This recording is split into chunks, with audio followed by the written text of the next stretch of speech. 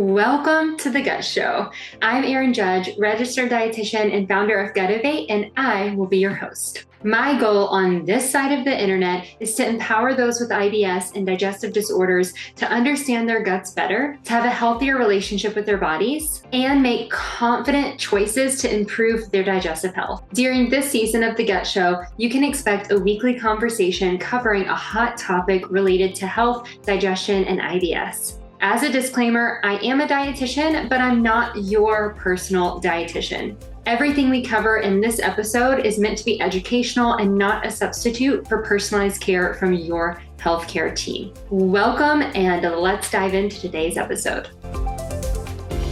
What if you could enjoy your FODMAP trigger foods again without the symptoms? FODzyme can help. FODzyme is the world's first enzyme supplement specialized to target FODMAPs. When sprinkled on or mixed with high FODMAP meals, FODzyme's novel patent-pending enzyme blend helps break down lactose, GOS, and fructan, helping you savor every single bite. So if fructans, GOS, or lactose are among your FODMAP triggers and you want to try FODzyme out for yourself, go to fodzyme.com and use our code GUTSHOW to save 20% off your order. That's FODZYME.com and code GUTSHOW for 20% off. Now let's jump into today's episode.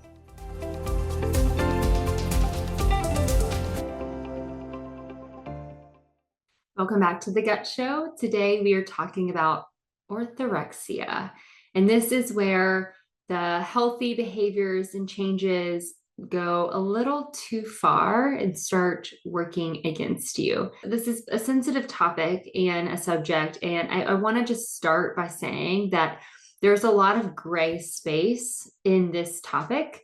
There's also a lot of different opinions on this, and I think it's best to approach it with the least amount of bias as possible. I will share some of my opinions, my thoughts, and a bit of my stance on it, but know that a lot of it is mine. And so what's the most important is to think more about you, right? Think more about what you experience. Think more about the impact of different thoughts and different actions on your life, and open your mind to this conversation to hopefully open up some honest, kind of vulnerable conversations with yourself, because that is where you will find the most benefit. That is where you will see the most value from the conversation itself and the takeaways that you can get from it. So just wanted to say that, because I do recognize that this is an interesting topic. It is a highly debated topic in the health world, and it requires some personalization that a podcast episode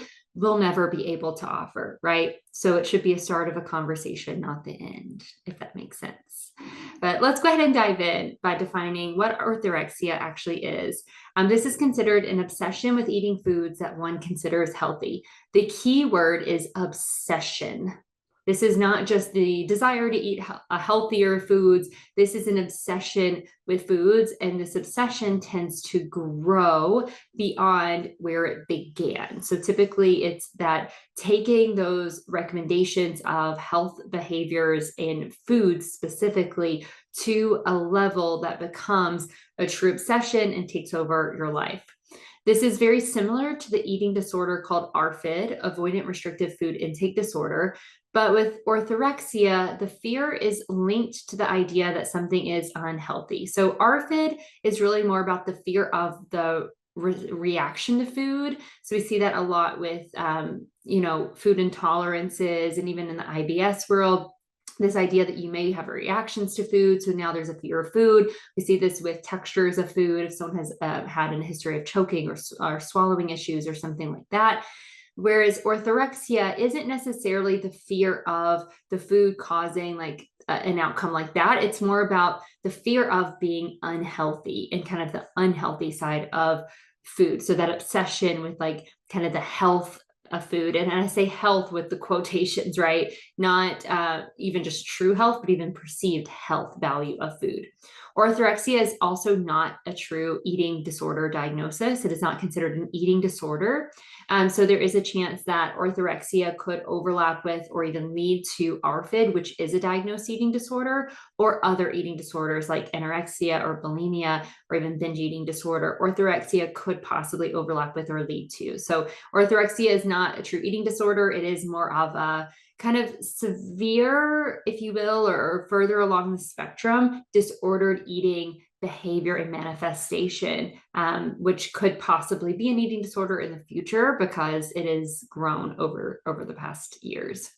While we know that eating a healthy diet is important, right? Meeting nutrition needs, eating a balanced diet, eating consistent, adequate intake of nutrients, like that is valuable. And it would be naive or even just unethical of me to say that a healthy diet doesn't matter, right?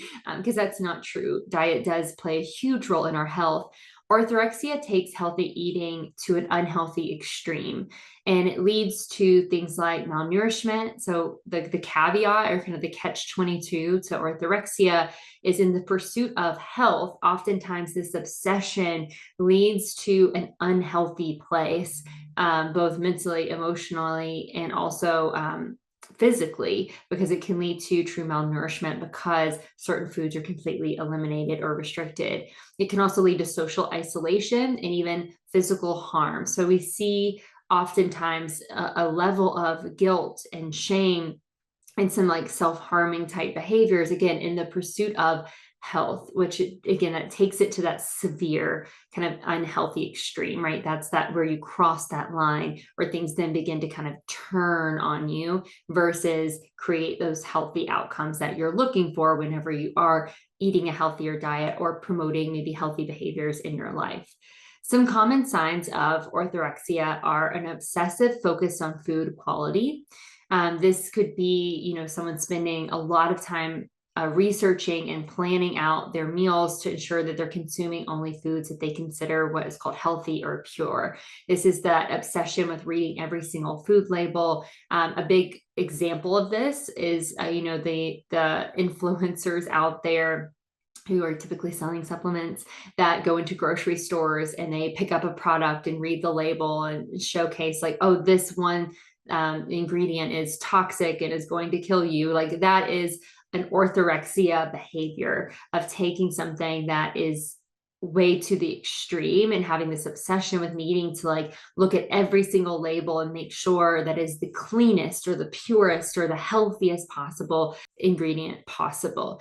And again, this can come out of checking ingredients just for knowledge and confidence and just lead to the extreme where we're taking, animal studies or even just not studies at all, but thoughts or even fears and just elevating them to where any consumption would be harmful. And so a person with orthorexia now was unable to even consume something without knowing every single ingredient and where it came from and what's going on with it. That would be that extreme.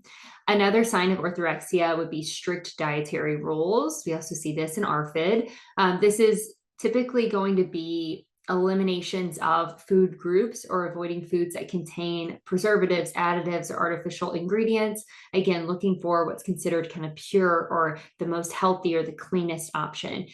We often will see specific food groups labeled where like in orthorexia in like a vegan environment could look like the demonizing of animal products and completely eliminating all versions of animal products because they're deemed unhealthy, right? Or we see this a lot with dairy, right? If someone has adhered to the idea that dairy is inflammatory for all people, then they can never consume dairy and it is unhealthy, it is impure, it is unclean to do so. And so they restrict it to the extreme for that reason. So that would be some examples of what this can look like. Carbs may be a piece of it, fats may be a piece of it. We saw in the 2000s, which I feel like it's also making a comeback, unfortunately, the rise of even like raw food diets where anything cooked is the enemy, right? Those are just examples of these strict dietary rules that are they're based in like an ounce of truth.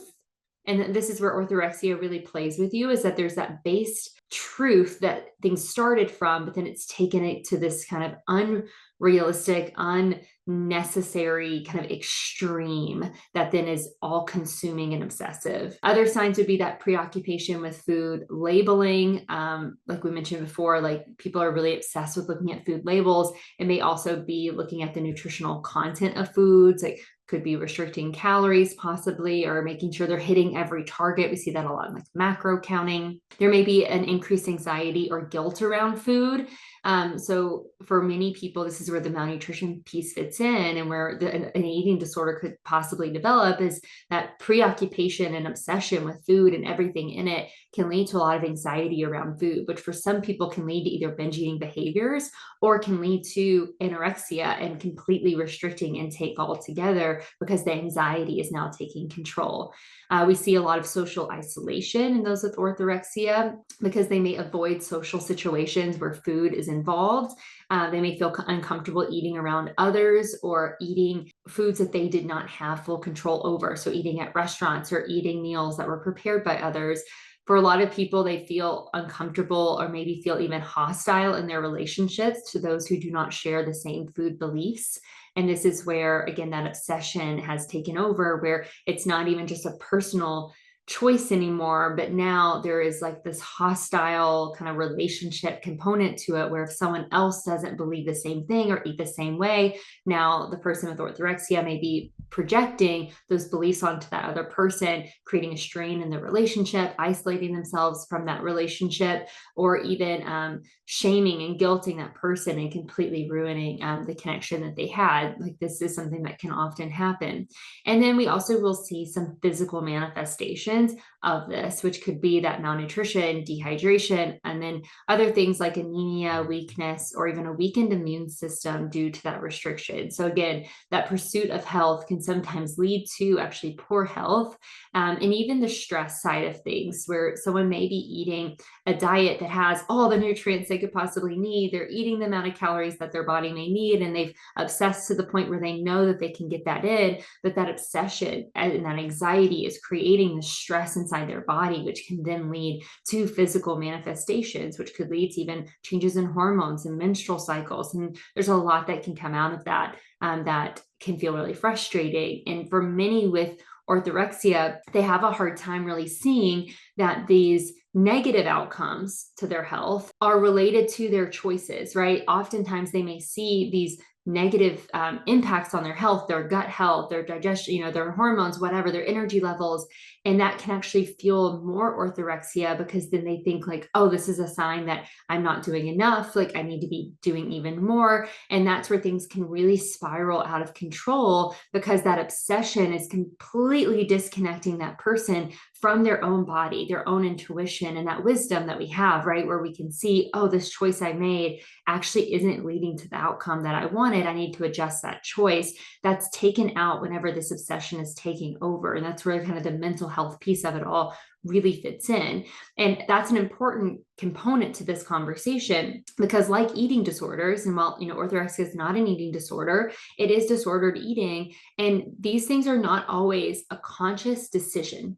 They start with decisions, but oftentimes what's happening inside the brain and inside the body is not always conscious, right? The person that is experiencing this may not even realize that they're doing it. And you see that a lot with, again, these kind of influencers online that are clearly displaying these behaviors. You can look at them even and see, we don't like judging someone based on the way that they look, but you can watch them over time and see that they look wasting, right? Their muscle mass is going down. Maybe their hair is thinning. Like we can see these physical signs of malnutrition, but they're not seeing it, right? They're not putting the two together because their brain is now focused on the obsession. And it takes a lot of like specialized support and treatment to get out of that. And so the person that's experiencing it shouldn't be judged further or shamed for that decision necessarily. We do need to recognize it as kind of the mental health piece that it is, and know that, okay, there's a lot more going on here than just them making this conscious choice. Like some of this is kind of a little bit out of their control in a way, like the orthorexia, like that disordered eating, that's controlling their decisions and their behaviors. And that's a really important shift, because if you're experiencing it, it can feel like very quickly, if someone accuses you of this or uses this word, this is where the debate now is coming in the health world.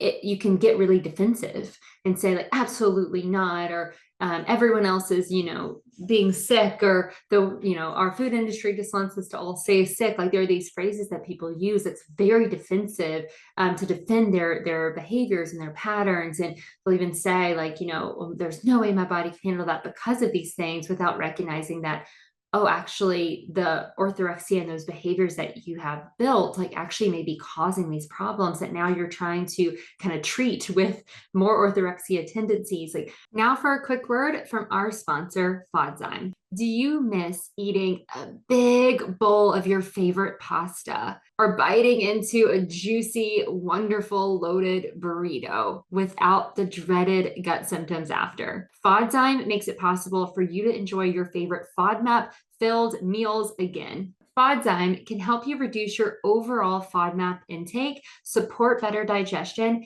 and enable you to eat and enjoy a more diverse and nutritious diet. Fodzyme works by targeting FODMAPs directly. There are 3 specialized enzymes break down FODMAPs before they can even trigger symptoms to begin with, which helps you feel your best during and after the meal. Unlike capsules, Fodzyme's unique powder form actually supports maximum integration with your trigger foods, mixing in with the food before you even take a bite. This means that the enzymes start working their magic before you even start eating.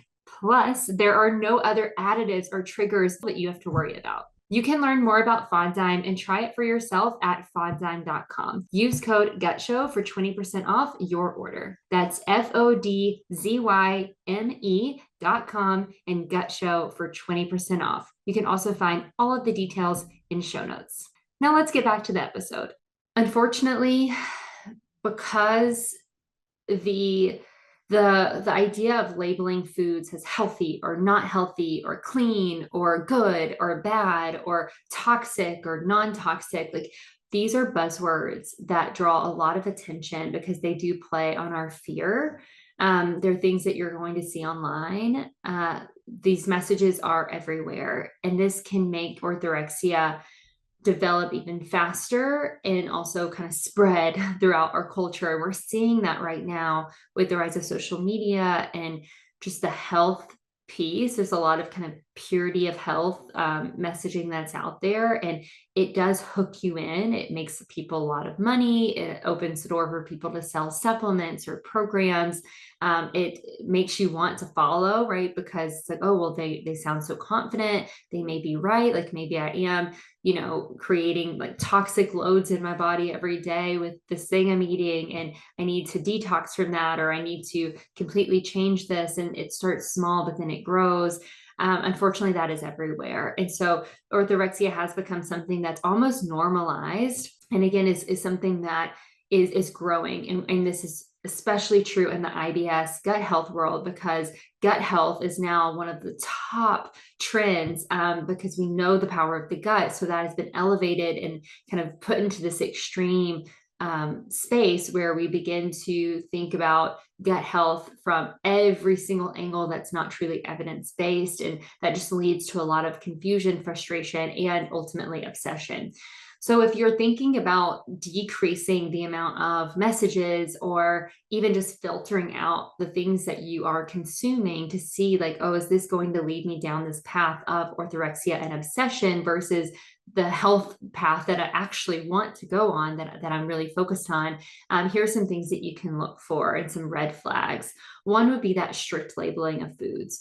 There is rarely a place to strictly label foods as good or bad, right? There's a lot more nuance to those conversations. And so any strict labeling of foods, or even this kind of overarching labeling of dairy is bad for everybody, right? That type of labeling is a big red flag and something to watch out for.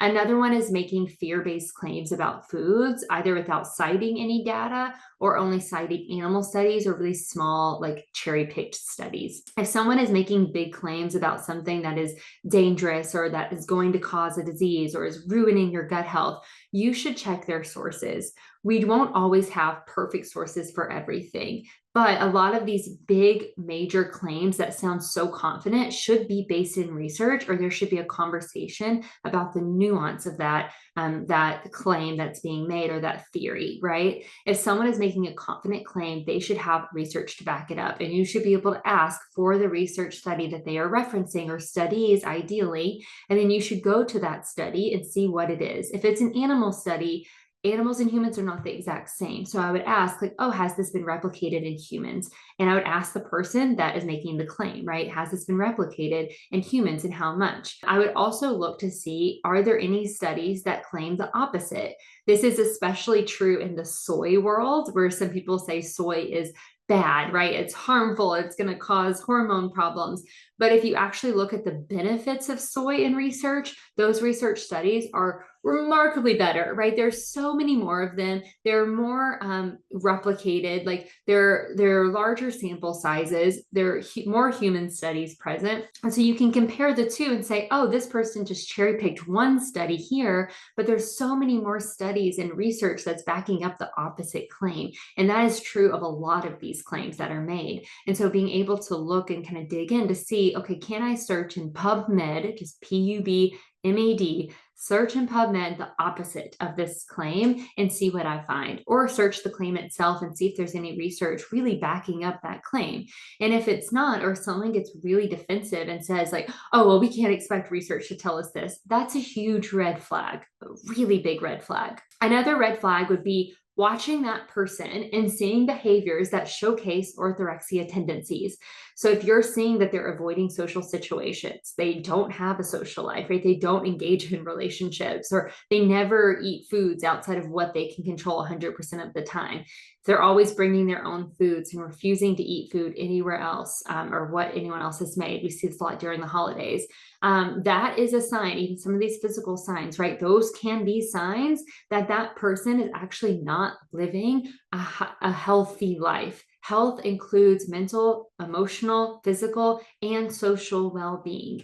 That is all really important. So if someone is highly stressed, controlled by these thoughts, they're living in fear, they have a lot of obsession, and there's no social life, they may have the physical health, right? But they may not have the other components to health that are present. And it's not a judge, like you don't have the right really to judge them and say, oh, you're not living a healthy life. Like you don't have to do that. What you want to do instead is say, do I want that? Right? Is that the life that I want? Is that healthy to me? Right? Is that going to give me the quality of life that I'm looking for, so that I have longevity in quality, not longevity filled with fear every single step of the way, or end up in a place of malnutrition, right? Do I even want to go down that path?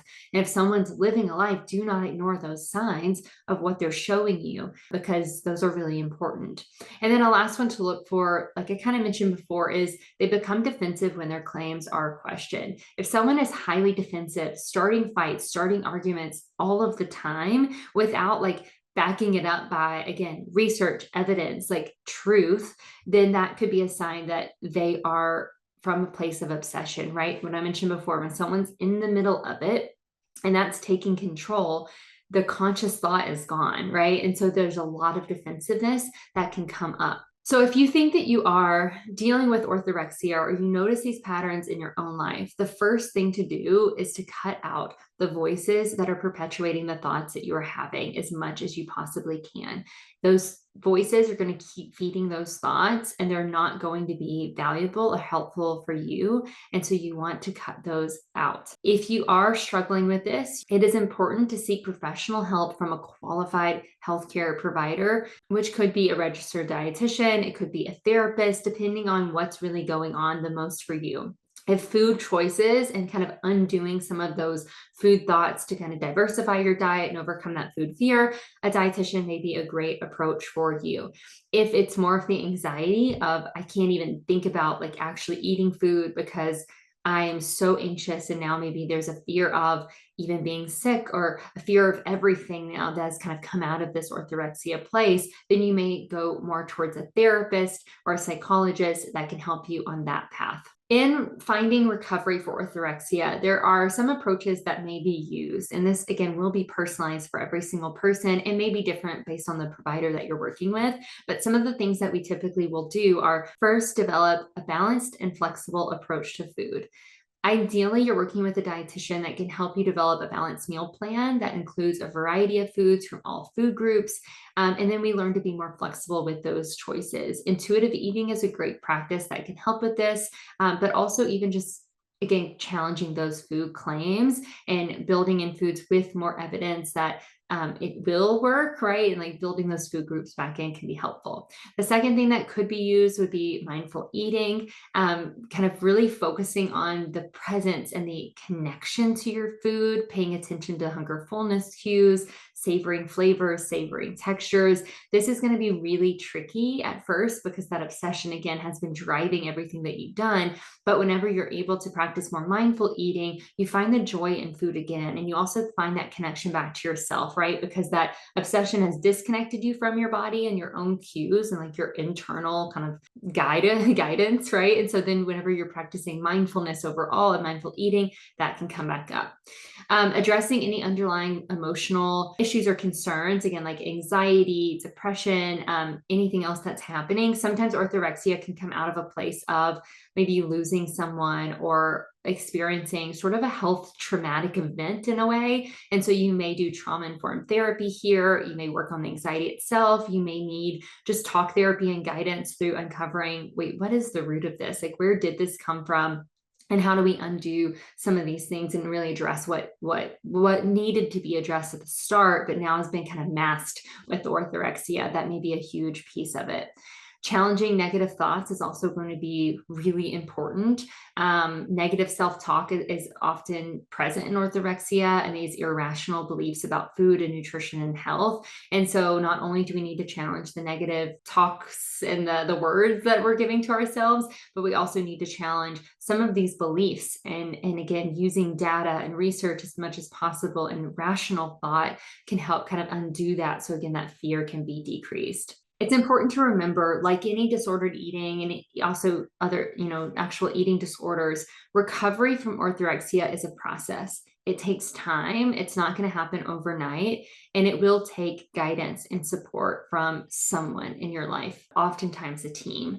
It's important to be patient and to be kind with yourself, maybe even practicing self-compassion, and to celebrate the small successes along the way, because it will not be linear. It will likely be messy, and that is okay. And that's something that you want to go in with that expectation of knowing that it will get better in time, but you have to focus on every single step along the way, and then giving yourself that grace as much as you can so that you can continue taking those steps forward and not just beating yourself down. That's so important. I would love to hear what you think about this topic and some of your thoughts on it. We have some social media posts up. If you want to comment on those, you can join us in the gut community for a safer kind of private space on Facebook, or simply message me or tag me in a story on Instagram. Because I really do want to hear what you think and where you're seeing this, and hopefully feel some power in your filters and what you're consuming and what's coming in, because it's such an important topic and one that we really do need to talk about in a nuanced way, right? We can't talk about this black and white thinking in a black and white way. We have to talk about it with the nuance of, knowing how to make gentle nutrition, like intentional choices for your health, without going to the extreme where now you are obsessed with those decisions and controlled by these fears and kind of that irrational place, right? How do we navigate that? And how do we, as providers, navigate that? Like there's no clear answer for this, and it's not this perfect line, right? There's a lot of gray that we need to explore. So if you have thoughts on that, I would love to hear them and would love to have you contribute to the conversation as a whole. And I hope it was helpful no matter where you're at. Next week, we are going to go deeper into grief and its role in IBS specifically, but all like chronic conditions and digestive disorders. So if you are interested in that topic, meet me back here next week, and I will see you there. Are you struggling with frustrating GI symptoms? gut issues, or maybe even IBS, and you really need support and guidance from a well-trained, qualified professional. If that is you, the Gutivate team of dietitians may be exactly what you are looking for.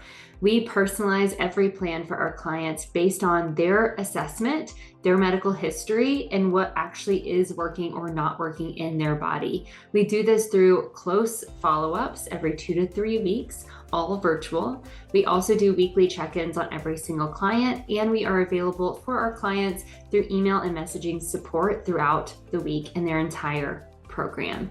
Imagine this to be that hand-in-hand care that helps you reach your goals more efficiently, but also with more confidence and knowledge that you can use throughout the rest of your life. If that is what you are looking for, you can start with a consult call where we can talk a bit more about your history, what you're looking for, what you need, and if we can help. You can find the link to schedule a consult call in the show notes if you are interested. We can't wait to talk to you, and we hope to work with you to help you reach your goals.